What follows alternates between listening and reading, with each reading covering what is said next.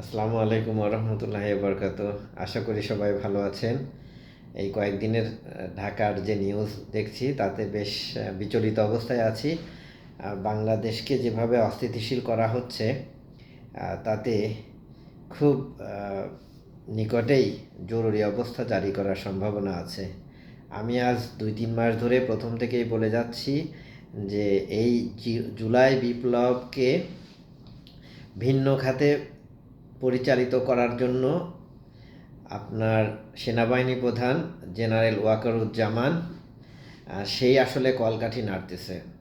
আপনি যদি এই 3 মাসের গভীরভাবে পর্যালোচনা করেন এবং আপনার যদি চিন্তা শক্তি থাকে তাহলেই দেখতে পাবেন উনি কীভাবে মানে কি পরিকল্পিতভাবে এই বিপ্লবটাকে নস্যাৎ করে দিচ্ছে সেটা আর বলার অবকাশ রাখে না।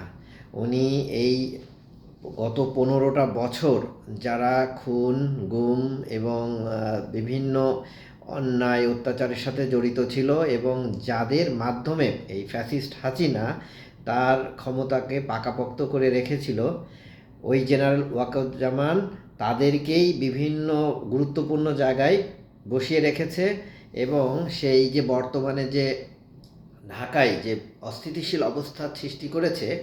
এবং দেখেন সাভারের যে জিওসি বা কুমিল্লা বা যে গুরুত্বপূর্ণ যে মানে আর্মির যে গুরুত্বপূর্ণ স্থানগুলো, সেখানে কিন্তু ওই পতিত স্বৈরাচারের বেনিফিশিয়ারিদেরকেই উনি রেখে দিয়েছেন, যাতে কোনো রকম অঘটন ঘটলে এদের সাহায্য নিয়ে উনি জরুরি অবস্থা জারি করতে পারে। উনি একটা উল্লেখযোগ্য কোনো পরিবর্তন করে নাই। এবং এই যে দেখেন আর্মি এখন বাংলাদেশের ইতিহাসে আর্মি এতটা ক্ষমতা নিয়ে জনপ্রশাসনকে সাহায্য করার জন্য সারা দেশে যে অবস্থান করছে, ক্যাম্প করছে, এটা কখনো ছিল না। তাহলে আর্মি ব্যারাকের বাইরে থাকার পরেও আজকে দেশ কিভাবে অস্থিতিশীল হচ্ছে প্রতিটা দিন বিভিন্ন গ্রুপের মধ্যে এবং যে বিভিন্ন স্কুল কলেজের মধ্যে ইউনিভার্সিটির মধ্যে যে গ্যাঞ্জাম বা পরিকল্পিতভাবে বিশৃঙ্খলা সৃষ্টি করা হচ্ছে, এইটা দেখলে বোঝা যায় বাংলাদেশে কোনো আইন প্রশাসন বা প্রশাসনের লোকজন যে বাংলাদেশে আছে, বাংলাদেশে কোনো সরকার আছে, বাংলাদেশের এই বর্তমান অবস্থা দেখলে আর সেটা বোঝা যায় না।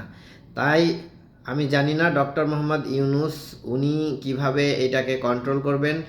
উনি আসলে বিয়ের রাতে বিড়াল মারতে পারেন নাই বা মারেন নাই, যাই হোক, উনি ক্ষমতা নেওয়ার সাথে সাথে যদি এই কয়েকজন জেনারেলকে এবং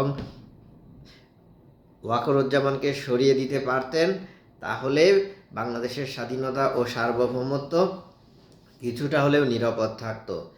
এই যে সরকারিভাবেই দেখলাম প্রতিবেদন এসেছে যে $93 বিলিয়ন এই গত 15 বছরে পাচার করেছে। তার 93 আপনার রিজার্ভে আছে, বর্তমান বাংলাদেশের রিজার্ভে আছে $15 থেকে $20 বিলিয়ন। আর $93 বিলিয়ন আছে এই আওয়ামী ফ্যাসিস্ট দের সুবিধাভোগীদের কাছে। তাহলে এই $93 বিলিয়ন যদি এখন বাংলাদেশের প্রতিটা মানুষকেই 1 কোটি করে টাকা দেয়, তাহলেও তা কত বছর লাগবে ফুরাইতে। আর টাকা হলে কি না করা যায়, টাকা হলে সেই ভাড়াটিয়া বাহিনী থেকে শুরু করে সব কিছুই সম্ভব। অতএব এই আওয়ামী বাকশালী দোসররা কিন্তু এখন এই টাকা দেশ ও দেশের বাইরে থেকে বাংলাদেশকে অস্থিতিশীল করার জন্য ব্যবহার করছে। এইটা বন্ধ করা তখনই সম্ভব হতো যদি ডক্টর মোহাম্মদ ইউনূসের প্রশাসন এবং আর্মির উপরে কন্ট্রোল থাকতো। আসলে আপনি একজন সমন্বয়কের কয়েকদিন আগে একটা টিভি চ্যানেলের যে সাক্ষাৎকার ছিল, সেখানেও সে কান্নারত অবস্থায় তাদের অসহায়ত্ব প্রকাশ করেছে। উনি বলেছে যে আসলে আপনারা ভাবছেন যে সমন্বয়করা সব কিছু নিয়ন্ত্রণ করছে, আসলে বিষয়টা তা নয়। এবং তার কথার মাধ্যমেই বোঝা গেছে যে জেনারেল ওয়াকারুজ্জামান যে ছিলেন নাটের গুরু বা উনি যে সব কিছু এখন নিয়ন্ত্রণ করতেছে, এইটা তার কথাই একদম পরিষ্কার হয়ে গেছে। তো এই জন্য এখন আসলে এর বিকল্প কী?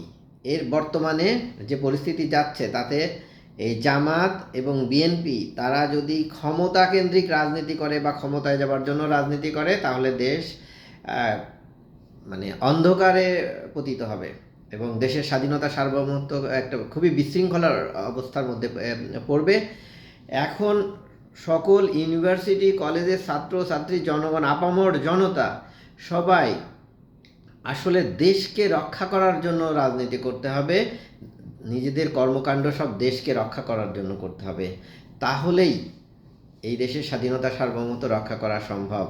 জামাত বিএনপি বা অন্যান্য ছোট বড় যে সমস্ত দলগুলো আছে তাদের মধ্যে কে ক্ষমতায় যাবে বা কে কতটা বেশি আসন নিয়ে কবে কত দ্রুত ক্ষমতায় যেতে পারবে এই সমস্ত চিন্তা না করে কিভাবে এই দেশেরটাকে স্থিতিশীল অবস্থায় করে দেশের যে ট্রেন যে লাইনচ্যুত হয়েছে কিভাবে ওই ট্রেন দেশ নামক এই ট্রেনটাকে আবার লাইনে তুলে একটা স্বাভাবিক পরিস্থিতি ফিরিয়ে আনা সম্ভব সেই দিকেই নজর দেওয়া উচিত। তাই ফেসবুক থেকে শুরু করে যে যেভাবে যেখানে আছেন তার স্ব অবস্থান থেকে দেশের জন্য কাজ করুন, আর দেশ টিকে থাকলে আমরা আপনারা সবাই টিকে থাকবো ইনশাল্লাহ। এই বলেই আজকে শেষ করছি। সবাই ভালো থাকবেন, আবার দেখা হবে। আল্লাহ হাফেজ, আসসালামু আলাইকুম।